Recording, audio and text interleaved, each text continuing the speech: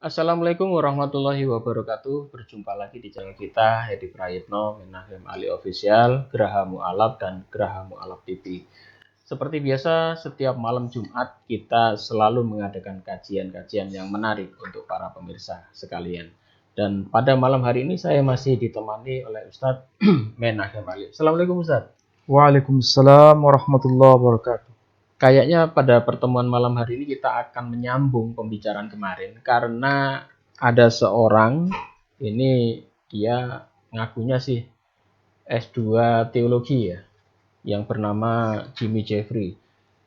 Bapak Jimmy Jeffrey ini mengkritisi ya kajian kita kemarin. Sebetulnya kita ingin Bapak Jimmy Jeffrey ini mau bersedia kita mengadakan kajian akademik ya di sebuah gedung, jadi tidak hanya lewat media online. Kita siapkan ya Ustaz Ali ya, kalau Bapak Jimmy Jeffrey bersedia silahkan dan kita siapkan tempatnya. Mungkin Bapak Jimmy Jeffrey mau menentukan dimanapun kita siap ya, mungkin di Jakarta atau di mana, daripada hanya lewat tulisan, nggak enak, nggak tuntas nanti akhirnya ya. Ya, kita baca saja sebagian bahwasanya Bapak Jimmy Jeffrey ini mengoreksi ya apa yang sudah kita sampaikan kemarin soal silsilah Yesus yang dilihat dari dua kitab suci, yaitu Injil Matius dan Injil Lukas. Mungkin Ustaz Ali sudah membaca ya komentarnya. Silakan Ustaz. Ya, baik. Terima kasih Pak Edi. Alhamdulillah pada malam ini kita bisa melanjutkan kajian kita. Sebetulnya apa yang saya sampaikan selama ini bisa disebut sebagai hasil kajian riset. Saya tidak berupaya untuk mengedepankan persoalan polemikus. Karena kalau bicara mengenai persoalan polemik itu bicara soal menang atau kalah. Menang. Saya tidak pada posisi itu. Tapi justru yang ingin saya hadirkan kepada para pemirsa adalah bagaimana kita mulai terbiasa untuk melakukan riset dengan berbagai macam data itu.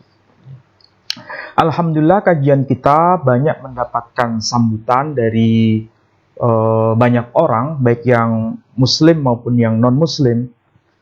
Meskipun itu tentu saja perlu kajian lebih dalam. Nah, materi yang ingin saya sampaikan pada malam hari ini masih berkaitan dengan persoalan silsilah atau daftar silsilah Yesus Kristus atau daftar silsilah Nabi Isa alaihissalam. Dan itu saya kira kita tidak bisa merunutnya hanya pada konteks agama Kristen, tapi dalam dunia Islam juga dibicarakan soal itu. Tapi masalahnya ada sesuatu yang penting. Kita harus tahu, kita membahas Injil Matius, membahas Injil Lukas berkaitan dengan daftar silsilah itu bukan dalam konteks mencampuri urusan agama orang lain, bukan. Tetapi justru kita punya hak jawab karena nasab Nabi kita Muhammad Shallallahu Alaihi Wasallam juga dipertanyakan. Betul. Ya. Itulah sebabnya supaya pembahasan itu betul-betul adil dalam arti konteks akademik itu menjadi acuan utama, maka dari situlah kita mulai berangkat melakukan kajian lebih serius. Nah, oke. Supaya saya tidak banyak memberikan kata pengantar, ringkasnya saya ingin memberikan informasi bahwa soal daftar silsilah atau lebih tepatnya nasab Nabi Isa alaihissalam atau Yesus Kristus itu memang sejak abad pertama Masehi hingga abad ke-15 Masehi itu belum tuntas. Kenapa saya katakan belum tuntas? Karena tidak ada kesepakatan di antara kesarjanaan Kristen, bahkan di antara para pembesar gereja, bapak-bapak gereja generasi awal, itu masih memperdebatkan mengenai nasab Yesus. Nabi Isa alaihissalam melalui jalur ibunya yang bernama Sayyidah Maryam. Ini kita belum bicara mengenai nasabnya Yusuf, An-Najjar. Bukan Nabi Yusuf ya, tapi Yusuf tunangan Maria. Sayyidah Maryam. Sejak abad pertama Masehi hingga abad ke-15 Masehi, memang persoalan daftar silsilah Yesus Kristus melalui Sayyidah Maryam itu menjadi perdebatan yang tidak pernah selesai. Tetapi yang harus kita cermati, kita mulai dari abad pertama, abad kedua, abad ketiga, abad keempat Masehi. Sebelum Islam, risalah Nabi kita Muhammad SAW muncul pada abad ke-7. Apa yang terjadi pada abad awal sebelum kedatangan Islam? Kita akan coba membaca buku yang sangat penting untuk dipelajari, dan saya kira ini ada versi terjemahan bahasa Inggrisnya. Dan saya punya dua versi. Ada yang versi bahasa Inggris dan ada yang versi bahasa Arab. Ini kebetulan saya baca yang versi bahasa Arab dari kitab yang berjudul At-Tafsir Al-Masihi Al-Qadim Lil Kitabil Muqaddas. Artinya, ini merupakan komentar atau tafsir kekristenan generasi awal berkaitan dengan kitab suci atau Al-Kitabul Muqaddas, khususnya kitab Al-Ahdul Jadid, kitab-kitab perjanjian baru. Dan lebih khusus lagi bicara mengenai Injil Lukas. Di sini disebut Injil Luka. Jadi ini hanya Injil Lukas saja Tafsirnya. Jadi kitab tafsir generasi awal dari Bapak Gereja abad sebelum abad ke-7, bisa abad ke-4, abad ke-3, abad ke-2 dan seterusnya. Tapi hanya khusus Lukas. berkaitan dengan Injil Lukas. Kita tidak membahas mengenai Injil Matius, karena Injil Lukas itu lebih konsentrasi pada persoalan daftar silsilah. Dan apa yang dikatakan di kitab ini ketika membahas mengenai daftar silsilah, di sini ada sebutan nasabu Yesua. Jadi nasabnya Yesua atau kita menyebutnya Isa. Saudara kita kalau menyebut Isa yang non-Muslim dengan nama Yesua, nasabu Yesua. Di sini ada pembahasan dari bapak-bapak gereja. Salah satunya misalnya ada Origens. Jadi tulisannya seperti ini. Origens. Tapi kalau kita tidak terbiasa dengan tradisi kekristenan Timur Tengah, sulit membaca apa ini yang dimaksud. Nama apa ini? Tapi kalau dibaca ini Origens. Kalau bahasa Indonesia, Origens. Ada juga nama bapak gereja yang disebut Ambrosius. Jadi ini nama-nama bapak gereja generasi awal. Apa yang dikatakan ketika membahas mengenai nasab Yesus atau daftar silsilah Yesus yang termaktub dalam Injil Lukas, ternyata di sini beliau menyebutkan dengan bahasa yang sangat konkret, yakni dengan ungkapan nasabuhu huwa nasabuhu, maksudnya nasabnya huwa nasab Yusuf. Nasabu Yusuf. Nasabnya Yusuf. Jadi yang dimaksud dalam Injil Lukas ini tidak berbicara mengenai nasabnya Yesus Kristus. Nasabnya Yusuf. Tapi nasabnya Yusuf. Nah, kalau ini merupakan pernyataan dari Ambrosius, berarti kita harus validasi apakah pada masa itu ada perbedaan pendapat di kalangan bapak-bapak gereja generasi awal. Ternyata tidak ada. Tidak ada perbedaan pendapat. Minimal saya bisa ambil contoh bapak gereja yang bernama Agustinus, yang hidup pada abad ke-4 Masehi. Kemudian bapak gereja yang bernama Sixtus Julius Africanus, juga hidup pada abad ke-4 Masehi. Kemudian Ambrosius, juga hidup pada abad ke-4 Masehi. Mereka semua satu suara mengatakan bahwa Injil Lukas itu bicara mengenai daftar silsilah Yusuf. Begitu juga Injil Matius, itu juga bicara soal nasabnya atau daftar silsilah Yusuf. Tetapi kalau dalam Injil Matius, sekali lagi, itu nasabnya atau daftar silsilah Yusuf dari ayah kandungnya, yakni Yakub.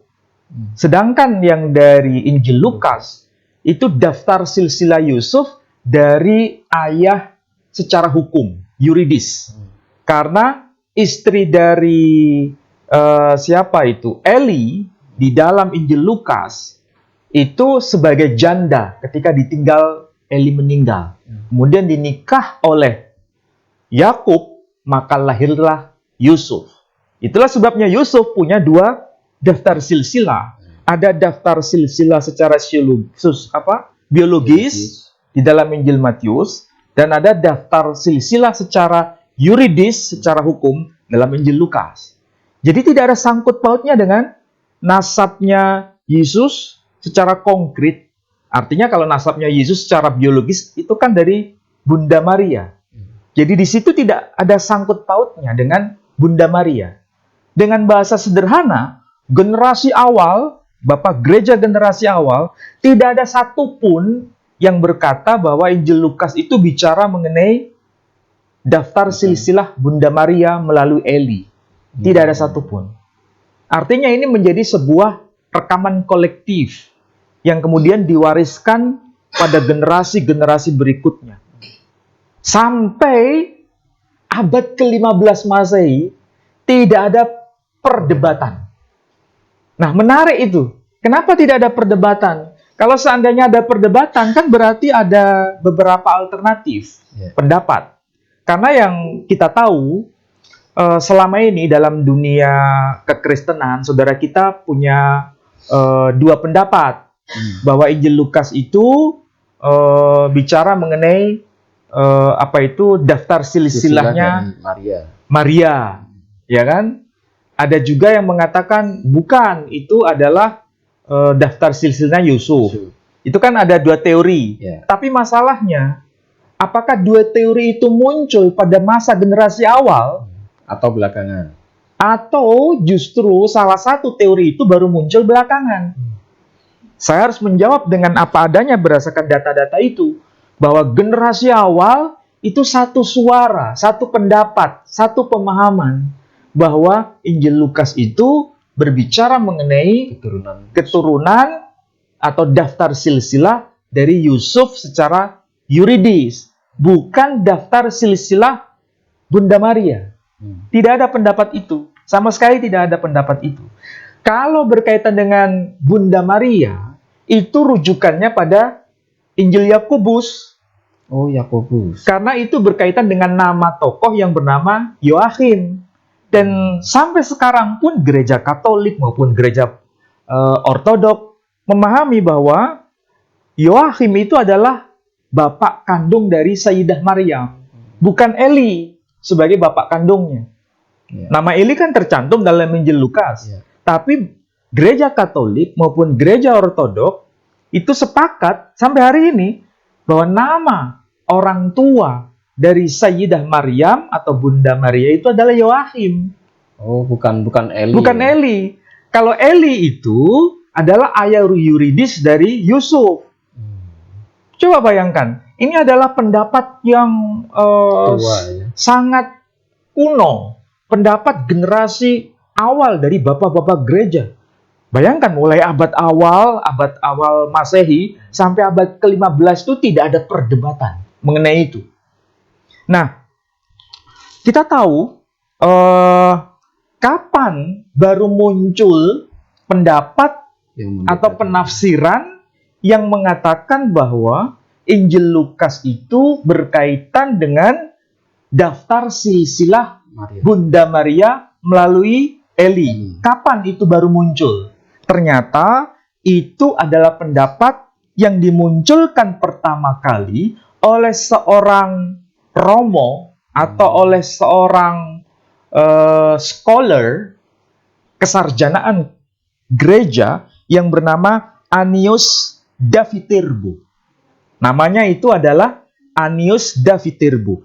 Beliau lahir tahun 1437 Masehi, meninggal tahun 1502 Masehi. Berarti beliau itu adalah tokoh yang hidup pada abad ke-15 Masehi. Beliaulah yang pertama kali memperkenalkan tafsiran bahwa Injil Lukas itu adalah daftar silsilah Bunda Maria.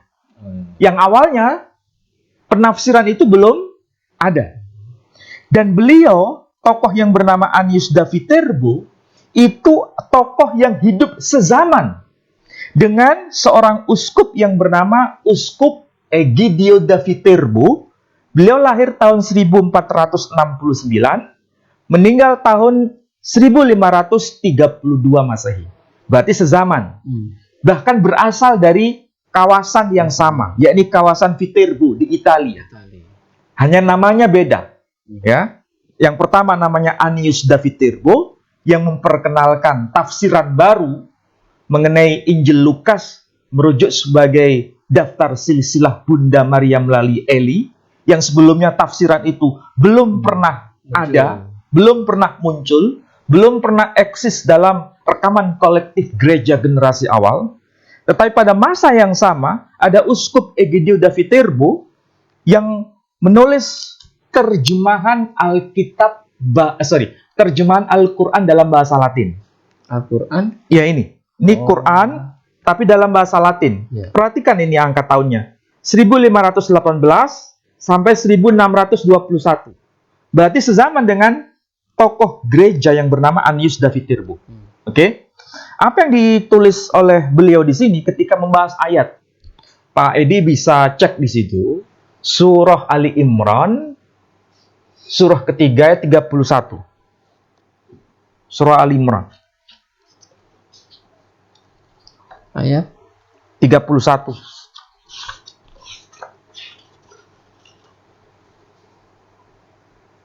Surah Al-Imran ayat 31. Katakanlah Muhammad, jika kamu mencintai Allah, ikutilah aku. Niscaya Allah mencintaimu dan mengampuni dosa-dosamu. Allah Maha Pengampun, Maha Penyayang.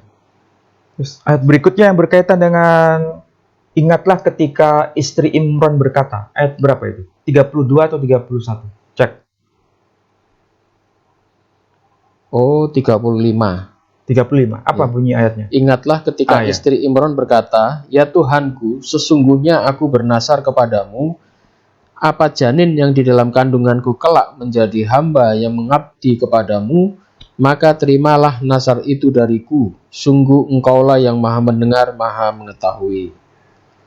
Jadi, di ayat itu menegaskan, kalau terjemahan bahasa Indonesia, ingatlah tatkala istri Imran berkata. Oke. Kemudian apa yang dikatakan atau dijelaskan oleh Uskup Egidio da Viterbo, ternyata nama Imran tadi itu disejajarkan atau disamakan dengan Yoachim di sini. Ini ada teksnya. Ya kan? Makanya di sini tertulis Anna Matre Maria. Anna itu Sayyidah Hana. Kalau dalam bahasa Latin disebut Anna Matre Maria. Anna ibunya Maria. Jadi ibunya Maria itu Anna, atau saudara kita orang-orang Katolik menyebutnya Santa Anna. Kalau kita menyebutnya Sayyidah Hana. Berarti sama kan antara versi Islam dan versi Katolik. Bahkan juga versi Ortodoks juga sama. Menyebutkan nama yang sama, yakni nama Hana atau Sayyidah Hana. Di sini ayatnya kemudian disebutkan Quando dixit uxor Ioachim. Quando dixit uxor Ioachim. Uxor itu arti harfiahnya istri. Dalam bahasa Latin uxor, dalam bahasa kita istri. Ioachim. Di sini tertulis nama Ioachim, tidak tertulis nama Imran. Artinya apa? Kalau kita membaca karya Uskup Egidio da Viterbo, berarti beliau punya pemahaman. Tapi ini bukan pemahaman pribadi, ini pemahaman beliau pada eranya bahwa Ioachim itu sama dengan Imran. Tokoh yang sama. Hanya saja tradisi ini dikenal bukan hanya dalam konteks kekristenan, tapi juga dalam konteks keislaman. Jadi intinya Imran dengan Ioachim itu tokoh yang sama. Padahal? Ya memang tokoh yang sama. Jadi Imran dan Yoakhim itu tokoh yang sama. Dan nama Yoakhim tercantum di dalam Injil Yakobus abad kedua Masehi. Dan sampai hari ini pun itu diakui. Nama Yoakhim itu adalah bapak kandung dari Sayyidah Maryam. Bukan Eli sebagai bapak kandung dari Sayyidah Maryam. Tapi Injil Yakobus itu Injil apokrif. Ya, memang Injil apokrif. Tetapi di dalam Injil apokrif itu diakui kebenarannya bahwa tokoh yang bernama Hana dan tokoh yang bernama Yoakhim itu memang betul sebagai orang tua kandung dari Sayyidah Maryam. Jadi di sini ada persoalan pengakuan yang tidak seutuhnya terhadap keberadaan Injil Yakobus. Hanya separuh diterima, separuh ditolak. Berkaitan dengan nama Yoakim dan nama Hana diterima sebagai orang tua kandung dari Sayyidah Maryam, tapi Sayyidah Maryam dipelihara di bait suci ditolak. Meskipun tercantum dalam Injil Yakobus. Ini persoalannya adalah dokumen tertua, abad kedua Masehi. Dan sampai hari ini pun diakui kebenarannya. Nah, kalau tadi saya katakan abad ke-15 baru muncul tafsiran baru dari seorang tokoh gereja yang bernama Anius Daviterbu, yakni abad ke-15, menafsirkan bahwa Injil Lukas itu adalah sebagai daftar silsilah Maria dari orang tua kandung yang bernama Eli, itu betul-betul tafsiran yang sangat baru. Pertanyaannya, kenapa ada tafsiran baru muncul pada abad ke-15? Sebentar, kalau menurut Pak Jimmy Jeffrey itu malah dia menuduh Ustadz Ali ini, dia katakan sampai abad ke-15 itu belum ada yang mempermasalahkan. Dia katakan justru yang belakangan ini tiba-tiba dipermasalahkan. Berarti kebalik ini ya. Ya, memang Pak Jimmy Jeffrey tidak secara terus terang untuk mengungkapkan kepada publik apakah betul sejak abad pertama Masehi hingga abad ke-15 itu memang ada perdebatan di kalangan bapak gereja generasi awal mengenai Eli itu sebagai orang tua Sayyidah Maryam berdasarkan Injil Lukas. Kan tidak ada satupun perdebatan. Kalaupun seandainya ada perdebatan, itu bukan persoalan Injil Lukas sebagai daftar silsilah Sayyidah Maryam, tapi perdebatan mengenai soal ini sebagai daftar silsilah Yusuf atau bukan. Karena kalau generasi pertama memang terjadi perdebatan, tapi berkaitan dengan daftar silsilah Yusuf. Ini sebagai daftar silsilah Yusuf secara yuridis atau secara biologis. Hanya persoalan daftar silsilah Yusuf, bukan daftar silsilah Maria. Karena Maria sudah paten nasabnya dikaitkan dengan Yoakhim, bukan kepada Eli. Kalau Yoakhim itu nanti ke atasnya ke Nabi Daud atau enggak itu ya? Iya, memang ke suku Yehuda. Betul. Dan itu harus kita akui memang. Tapi masalahnya yang menarik, teks yang ditulis oleh uskup yang bernama Egidio Daviterbu itu mengatakan bahwa Imran itu nama lain dari Yoakhim. Artinya dari kalangan tradisi gereja tidak ada satupun yang membantah itu. Apa yang ditulis dalam Quran dengan nama Imran itu memang maksudnya nama lain dari Yoakhim, dan itu pribadi yang sama. Tidak ada satupun, saya tidak menemukan data, bahkan saya sudah obok-obok data itu. Abad ke-7 Masehi, Islam itu kan baru muncul abad ke-7 Masehi. Risalah Nabi kita Muhammad SAW itu kan abad ke-7. Hingga abad ke-15 Masehi, hingga munculnya tokoh yang bernama Egidio Daviterbo, itu tidak ada yang memperdebatkan bahwa orang tua Sayyidah Maryam itu bernama Imran. Tidak ada. Berarti itu sudah clear bahwa Imran itu adalah sama maksudnya dengan Yoachim. Karena ini kalau tradisi Syria, nama Imran, Amram, dengan nama Yoachim, itu kedua-duanya muncul dalam tradisi Syria. Artinya tidak ada perdebatan, no debate soal itu. Dalam konteks relasi Islam Kristen di situ, nama Imran dan nama Yoachim disepakati bersama. Dan itu merujuk pada satu orang, dan itu orang tua dari Sayyidah Maryam. Sekali lagi, abad ke-15 baru dimunculkan nama baru orang tua Sayyidah Maryam, yakni Eli. Dengan anggapan Eli itu adalah nama pendek dari Eliakim. Sementara nama Eliakim adalah nama lain dari Yoachim. Disamakan. Tapi ini adalah argumentasi yang spekulatif. Argumentasi yang tidak berdasar pada dokumen-dokumen awal.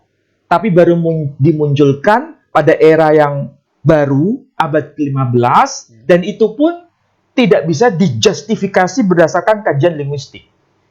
Ini persis seperti persoalan pembahasan dunia Islam yang sekarang lagi heboh itu. Mengenai nama apa itu? Ubaid dikaitkan dengan Ubaidillah, ya kan? Ubaid nama pendek dari Ubaidillah. Ubaidillah adalah nama lain dari Abdullah. Persis mirip tradisi ini. Tapi itu dokumen masa belakangan yang tidak bisa dikonfirmasi. Jadi paksa-paksakan sama-sama gitu. Saya tidak mengatakan dipaksa-paksakan, tapi saya mengatakan itu dokumen yang sangat belakangan. Dan itu pun spekulatif. Dan sekali lagi, kalau kita rujuk pada John of Damascus, itu bapak gereja generasi patristik. Artinya itu menjadi rujukan semua tradisi gereja. Itu beliau lahir tahun 676, meninggal tahun 749. Beliau itu hidup pada masa kekhalifahan Bani Umayyah. Bayangkan ya, kekhilafahan Bani Umayyah. Dan namanya itu dikenal dengan nama ini. Mansur bin Sarjun. Jadi Mansur bin Sarjun. Nama yang beken, nama yang versi bahasa Inggrisnya itu John of Damascus. Ya. Tapi kalau dalam versi Arabnya dikenal dengan Al-Ma'ruf bil Qiddis Yuhanna ad-Dimashqi. Jadi dia dikenal dengan nama Al-Qiddis, itu sama dengan santo. Yuhanna ad-Dimashqi, maksudnya Yohanes dari Damaskus. Beliau sudah menulis buku ini, tapi aslinya dalam bahasa Yunani, tapi sudah diterjemahkan dalam bahasa Arab. Ternyata beliau tidak pernah membahas sama sekali mengenai Imran sebagai orang tua Sayyidah Maryam sebagai sesuatu yang salah. Maksudnya, apa yang dikatakan Quran itu sudah benar. Makanya dia tidak mengkritik. Yang dia kritik adalah mengenai nabi palsu. Jadi Nabi Muhammad dianggap nabi palsu. Hanya itu aja. Tidak membahas mengenai silsilah Maryam. Sama Yusuf itu enggak ada apa-apa. Padahal ketika bicara mengenai siapa yang disalibkan, itu dia bahas. Dikritik itu Quran. Tetapi ketika bicara mengenai Imran sebagai orang tua kandung dari Sayyidah Maryam, dia nggak kritik. Berarti sudah benar. Itu tokoh yang bernama John of Damascus. Itu yang pertama. Tokoh yang kedua, kita bisa lihat Santo Agustinus. Juga tidak membahas mengenai Eli sebagai orang tua kandung dari Maryam. Tapi justru Eli sebagai bapak yuridis dari Santo Yosef. Oke. Hilarius of Poitiers juga sama. Beliau lahir tahun 315 Masehi. Meninggal tahun 367 Masehi. Juga tidak pernah bicara mengenai Eli sebagai orang tua kandung dari Santa Maria. Tapi justru sebagai orang tua yuridis, bapak yuridis dari Santo Yosef. Artinya apa? Data-data ini bicara kepada kita bahwa tafsiran baru itu memang baru muncul abad ke-15 berkaitan dengan nama Eli dikaitkan dengan Sayyidah Maryam. Nah, kenapa bisa begitu? Alasannya sederhana. Karena pada abad ke-12 Masehi, itu dokumen-dokumen Islam, misalnya Sirah Ibn Hisham, Sirah Ibnu Ishaq, Tarikh At-Tabari, itu diterjemahkan ke dalam bahasa Latin oleh orang-orang Kristen pada masa itu. Ketika diterjemahkan, mereka menemukan data. Ternyata nasabnya nabinya orang Islam itu kok lengkap. Sangat lengkap. Bahkan dalam Tarikh At-Tabari, itu namanya detail sekali.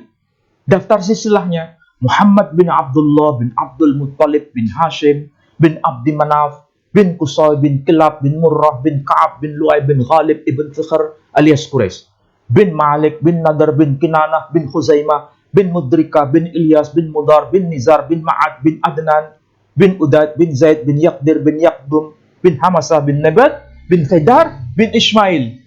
Jadi antara nabi kita, nabinya umat Islam, dengan Ismail itu kok nyambung semua. Dan itu data-data itu mereka baca dari Tarikh At-Tabari yang sudah diterjemahkan ke dalam bahasa Latin.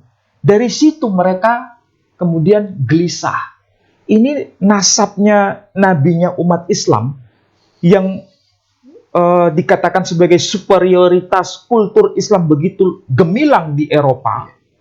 Ternyata nasabnya Sayyidah Maryam tidak jelas. Karena ketidakjelasan itu, maka mereka mencari cara bagaimana supaya nasab Sayyidah Maryam itu jelas. Maka diambillah data itu dari Injil Lukas. Disambungkan dengan Eli. Padahal itu adalah jalur nasab dari Yosef, bukan kepada Maria. Dengan tujuan apa? Supaya menjadi penyeimbang. Karena nasabnya Nabi umat Islam jelas, mulai dari A sampai Z, nasabnya Sayyidah Maryam sampai abad ke-15, ada nggak urut-urutannya? Tidak ada. Tidak ada. Kalaupun ada itu tidak lengkap. Yang lengkap itu justru daftar silsilah Yosef. Maka disitulah diambil alih nasab itu, dirujukkan kepada Sayyidah Maryam supaya terjadi penyeimbang. Apa maksudnya penyeimbang? Ketika terjadi dialog dengan umat Islam, ya, dengan adanya tafsiran baru itu, maka bertujuan untuk bisa memenangkan dalam perdebatan. Kalau tidak ada daftar silsilah yang lengkap, apakah mungkin bisa terjadi dialog dan bisa memenangkan perdebatan? Ya, sangat sulit. Atau karena dalam budaya waktu itu yang patriar, yang hanya biasanya dicatat melalui dari jalur pria, akhirnya pencatatan Bunda Maria itu terlewatkan atau seperti itu mungkin ya? Ya, tidak bisa ditafsirkan begitu. Pencatatan perempuan, ya, itu memang ada juga dalam Perjanjian Lama. Buktinya nama perempuan muncul di situ, ya kan? Muncul juga, misal Dina sebagai anaknya Yakub, nama itu muncul juga kan? Meskipun secara satu pesan itu hanya disebutkan nama laki-laki, ya kan? 12 nama laki-laki. Tapi nama Dina tetap muncul. Seperti anak Ismail itu juga. Nama Ismail juga nama laki-laki ada 12 orang. Satu orang. Tapi Mehalat juga muncul kan? Jadi kalau dikatakan nama perempuan tidak ada daftar silsilah, itu berarti tafsiran yang terlalu prematur. Memang betul nama perempuan itu adalah nama yang tidak menjadi ujung tombak dalam persoalan hubungan darah, ya, karena nanti akan diikutkan dengan keluarga laki-laki. Ya. Atau kenapa sih orang-orang Kristen ini ngotot untuk menyambungkan silsilah Nabi Yesus, kemudian Maria, kemudian Yusuf ya? Apa ini ada hubungannya dengan nubuatan turunnya Mesias yang keturunan Daud itu mungkin? Ya, persoalan teologis. Jadi persoalan teologis itu yang memicu tafsiran baru bahwa dia harus dari keturunan Daud. Kalaupun tidak melalui daftar silsilah Matius, kan itu menyebutkan ada nama Daud, nama Sulaiman. Lukas juga begitu, menyebutkan nama Nathan, juga merujuk pada Daud. Tapi itu kan bicara mengenai daftar silsilah dari Yosef, Santo Yosef. Iya.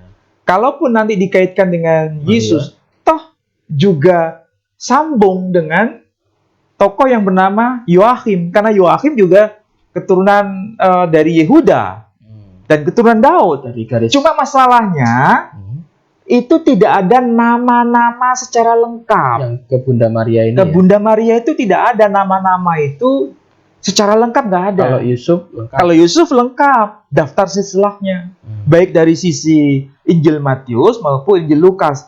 Tapi kalau kaitannya dengan Sayyidah Maryam atau Bunda Maria, itu tidak ada nama-nama yang lengkap.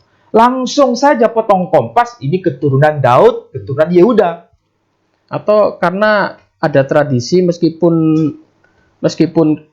terputus ya, seperti tadi orang tuanya Yusuf yang ada dua bapak, atau Yesus sendiri meskipun tidak ada hubungan darah dengan Yusuf, itu pun akhirnya dianggap Yesus ini juga sebagai anak angkat atau bapak angkatnya Yusuf itu.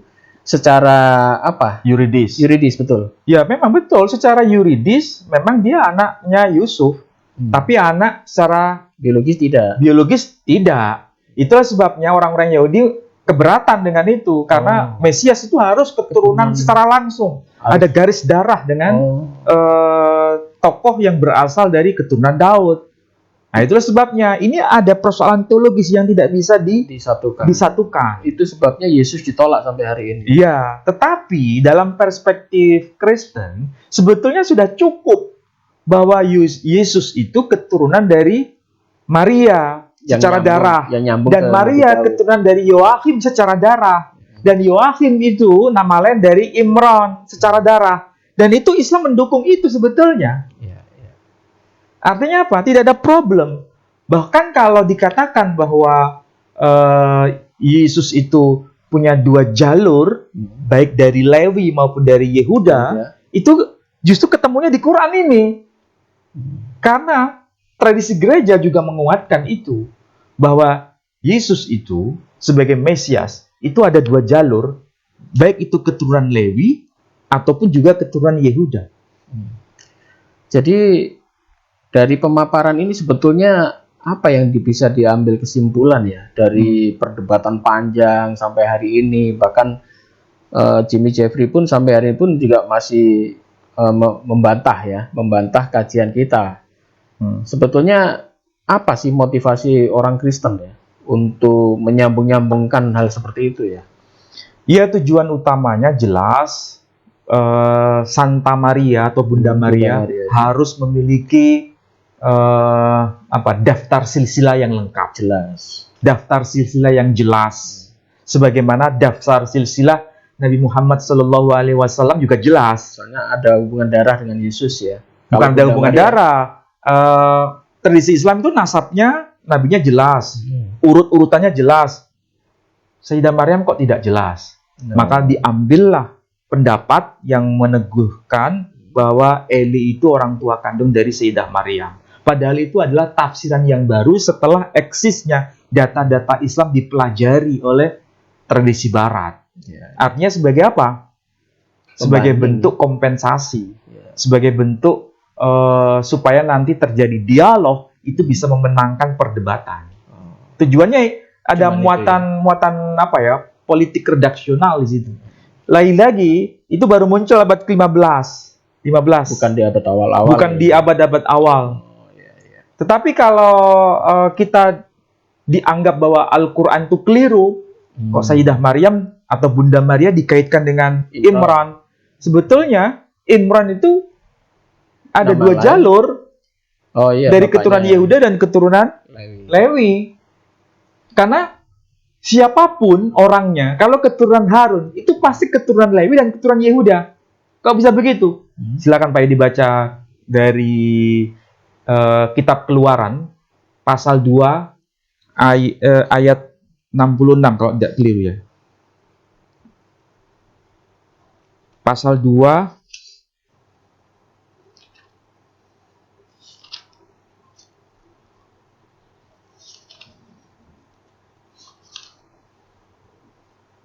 Kitab Keluaran Pasal 6, sorry. Pasal 6. Kitab Keluaran pasal 6 Keluaran pasal 6 ayat 22. ayat 22. Dan Harun mengambil Eliseba, anak perempuan Abinadab, saudara perempuan Nahason, menjadi istrinya. Dan perempuan ini melahirkan baginya Nadab, Abihu, Eliezer, dan Itamar. Coba saya tanya Pak Edi. Anak-anak Harun siapa namanya di sini? Mengambil Eliezer, anak perempuan Abinadab, saudara perempuan Nahason, menjadi istri, dan perempuan ini melahirkan anaknya Nadab, Abihu, Eliezer, dan Itamar. Jadi anak-anaknya itu ada 4 kan? 4. Laki semua kan? Nadab, Abihu, Eliezer, Itamar. Ini laki semua ya? Laki semua. Nah masalahnya, istri Harun itu siapa namanya? Mengambil Eliseba. Namanya Eliseba. Eliseba itu anaknya siapa? Eliseba ini anak perempuan Abinadab. Aminadab, bukan Abinadab. Aminadab. Aminadab. Sekaligus Perempuan saudara punya perempuan. saudara laki-laki yang bernama Nahason. Aminadab dan Nahason dari suku apa? Dari Suku Yehuda itu. Oh, iya. Artinya apa? Keturunan Harun, siapapun nanti keturunan Harun, itu pasti keturunan Yehuda. Dan sekaligus keturunan Lewi. Jadi jelas Quran ketika mengatakan kaitannya dengan Harun itu bukan sesuatu yang menyimpang. Dan itu benar. Itulah sebabnya Egidio David Tirbo mengakui Imran itu adalah namanya dari yang mengatakan Yoachim. Maria saudara perempuan Harun itu ya? Iya. Ya, itu yang sering dipermasalahkan oleh orang Kristen. Ya, yang mempersalahkan dan mempermasalahkan itu akibat ketidaktahuan data. Karena memang Harun di sini bukan Harun Musa ya? Bukan. Nama Harun. Itu nama Harun. Orang yang bernama Harun yang sesama dengan Sayyidah Maryam. Tapi bukan Harunnya Nabi Musa. Berarti orang-orang debater Kristen itu ya karena tidak paham. Sama seperti debater Muslim juga sama. Debater Muslim juga seringkali melakukan saudara Harun, Maria saudara kekeliruan ketika menyebut Yusuf suami dari Maria. Bagaimana mungkin Yusuf bisa bersuami dengan Maria? Nabi Yusuf itu hidup pada zaman Nabi Musa. Iya. Zaman sebelum zamannya Nabi Musa. Kok bisa ketemu dengan Sayyidah Maryam? Itu jaraknya berapa ratus tahun. Nah, ini karena sama-sama tidak paham. Dipikir Nabi Yusuf. Jadi antara polemikus Muslim dengan polemikus Kristen itu sama-sama kurang literasi. Iya, harus lebih banyak belajar. Baiklah, saudara-saudara sekalian, menarik ya, sudah kita kupas panjang lebar. Ini sekaligus menjawab bantahan ya dari seorang pendengar, yaitu Bapak Jimmy Jeffrey, seorang teolog yang katanya lulusan S2 dan sekarang sekolah S3 ini. Dan kami undang ya, sekali lagi untuk Bapak Jimmy Jeffrey, kalau Anda belum puas, kita membuka forum dialog, bukan forum dialog lewat online ya, kita ketemu. Nggak usah banyak-banyak peserta, kita ketemu secara privat, dan Anda nggak usah bingung, semua fasilitas kita siapkan. Dan Bapak Jimmy Jeffrey ini sudah kita hubungi ya, sudah beberapa kali saya info. Waktu itu beliau beralasan masih sibuk untuk menyelesaikan studi. Tapi pada malam hari ini saya undang kembali Bapak Jimmy Jeffrey supaya siap hadir, kita dialog dengan Ustadz Menahem Ali ya.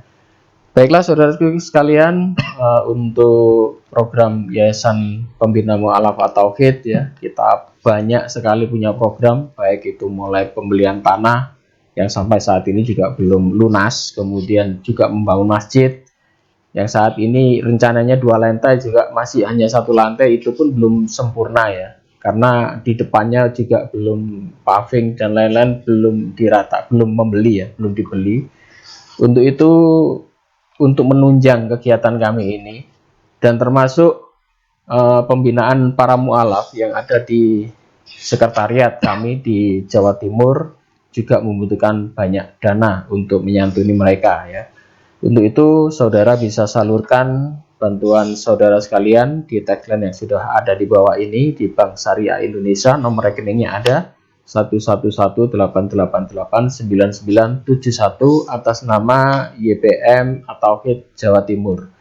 Dan untuk Bapak Ibu sekalian yang sudah menyumbangkan dananya kepada kami ucapkan banyak terima kasih dan semoga amal ibadah Bapak Ibu sekalian diterima oleh Allah Subhanahu wa taala. Baiklah Ustaz, mungkin ada rangkuman ini dari awal tadi pembicaraan kita. Ya. Yang pertama, daftar silsilah Nabi Muhammad SAW secara lengkap itu sudah ditulis oleh Ibnu Ishaq.